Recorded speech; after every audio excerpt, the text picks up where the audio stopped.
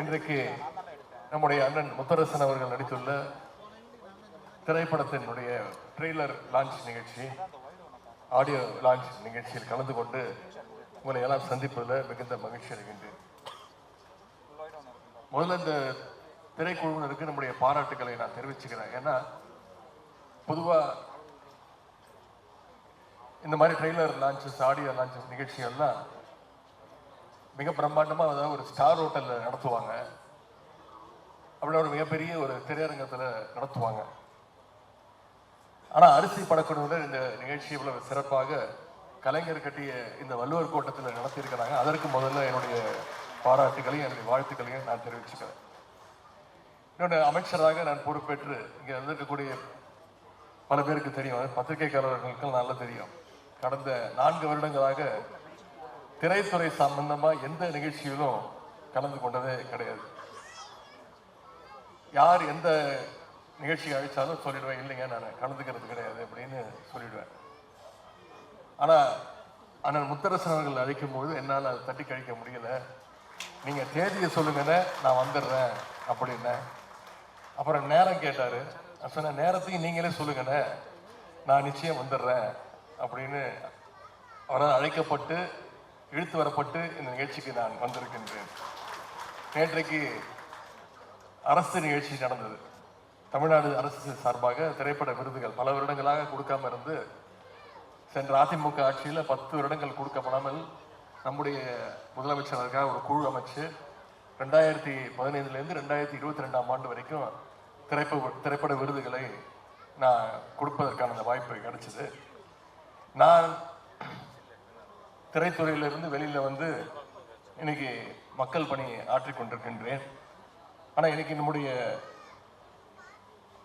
அண்ணன் இந்திய கம்யூனிஸ்ட் கட்சியினுடைய மூத்த தலைவர் அண்ணன் முத்தரசன் அவர்கள் இன்னைக்கு மக்கள் பணியிலிருந்து சினிமாவுக்கு என்ட்ரி கொடுத்திருக்கிறார். சினிமா துறைக்கு வந்திருந்தாலும் இந்த படம் எவ்வளவு பெரிய வெற்றியை பெற்றாலும் நிச்சயம் மக்கள் பணிதான் அவருக்கு முதல்ல இம்பார்ட்டன்ஸ் கொடுப்பாரு. அதுல யாருக்கும் எந்த சந்தேகம் வேண்டாம். அவர் சினிமாவோட உச்சத்துக்கு போனாலும், கெரியருடைய உச்சத்துக்கு போனாலும், அவர் எப்பவுமே விரும்புவது மக்களோடு மக்களாக இருப்பது என்பதை தமிழ்நாட்டு மக்கள் அனைவருக்கும் நன்றாக தெரியும்.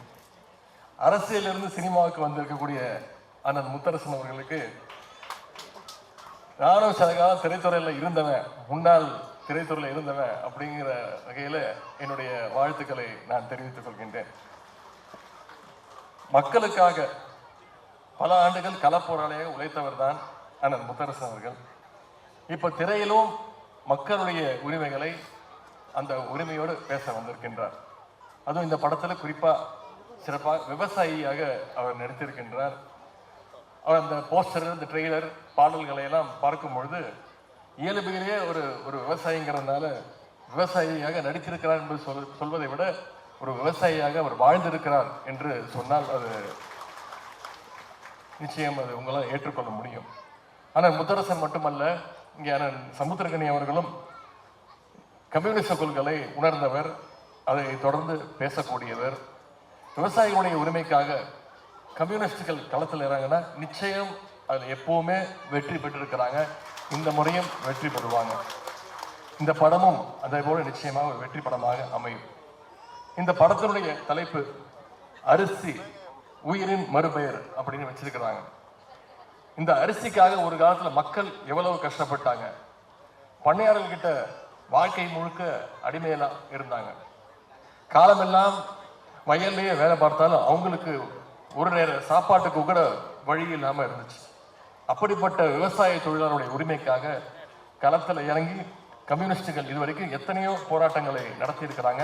அதுல வெற்றியும் கண்டிருக்கிறாங்க. அதனால டாக்டர் கலைஞர் அவர்கள் அடிக்கடி சொல்லுவார், நான் மட்டும் தந்தை பெரியார் அவர்களையும் அண்ணாவையும் என்னுடைய வாழ்க்கையில நான் சந்திக்காம இருந்ததுன்னா நானும் ஒரு கம்யூனிஸ்ட் தொழிலாக மாறி இருப்பேன் அப்படின்னு கலைஞர் அடிக்கடி சொல்வார். அப்படிப்பட்ட கலைஞர் அவர்கள் தான் 1969 ஆட்சிக்கு பொறுப்பு வந்ததுக்கு பிறகு ஏழை எளிய மக்களுக்கு அரிசி கிடைப்பதற்கான எல்லா வழிகளையும் செஞ்சு கொடுத்தார். ஒரு படி அரிசிக்காக யாரும் இன்னொருத்தர் வீட்டு வாசல்ல போய் காத்து நிற்க கூடாதுன்னு அந்த நிலைமையை தமிழ்நாட்டில் ஏற்படுத்தியவர் டாக்டர் கலைஞர் அவர்கள். இன்னும் சொல்லணும்னா 2006 சட்டமன்ற தேர்தல் பொழுது கலைஞர் அவர்கள் ஒரு தேர்தல் வாக்குறுதி கொடுத்தார். 2 ரூபாய்க்கு 1 கிலோன்னு முதல்ல அறிவிச்சவர் அவர் தான். அந்த காலத்தில் மக்கள்கிட்ட மிகப்பெரிய ஒரு வரவேற்பை பெற்றுச்சு. ஏன்னா அந்த காலத்தில் பல குடும்பங்களுக்கு அரிசி சோறுங்கிறது மிகப்பெரிய ஒரு கனவாக இருந்துச்சு. அந்த கனவை நினைவாக்கியவர் டாக்டர் கலைஞர் அவர்கள். பின்னாடி அந்த 2 ரூபாயை 1 ரூபாயாவும் அவர் குறைச்சாரு. அதோட அடுத்த கட்டமாக தான் இன்னைக்கு விலையில்லா அரிசியும் வந்திருக்கு. மக்களுடைய அடிப்படை தேவையான இந்த அரிசி பிரச்சனையை போக்கியவர் டாக்டர் கலைஞர் அவர்கள்.